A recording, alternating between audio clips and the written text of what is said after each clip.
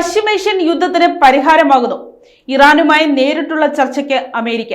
പശ്ചിമേഷ്യയിലെ രൂക്ഷമായ സംഘർഷങ്ങൾ അവസാനിപ്പിക്കുന്നതിന്റെ ഭാഗമായി അമേരിക്കയും ഇറാനും തമ്മിൽ നേരിട്ട് ചർച്ചയ്ക്കൊരുങ്ങുന്നു.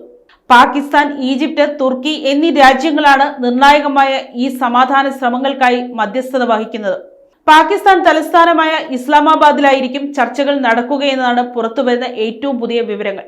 യുദ്ധം അവസാനിപ്പിക്കുന്നതിന് മുന്നോടിയായി ഹോർമുസ് കടലിടുക്ക് തുറക്കുന്നതുമായി ബന്ധപ്പെട്ട് ഇറാനെതിരെ പ്രഖ്യാപിച്ചിരുന്ന 48 മണിക്കൂർ അന്ത്യശാസനം അമേരിക്കൻ പ്രസിഡന്റ് ഡൊണാൾഡ് ട്രംപ് കഴിഞ്ഞ ദിവസം പിൻവലിച്ചിരുന്നു. ഇറാനുമായുള്ള പ്രാഥമിക സംഭാഷണങ്ങൾ ഫലപ്രദമായി മുന്നോട്ടു പോകുന്നുണ്ടെന്ന് ചൂണ്ടിക്കാട്ടിയായിരുന്നു ഈ നടപടി. എങ്കിലും അമേരിക്കയുടെ അന്ത്യശാസനത്തെ മുഖവിലയ്ക്കെടുക്കാത്ത നിലപാടാണ് ഇറാൻ സ്വീകരിച്ചിരുന്നത്.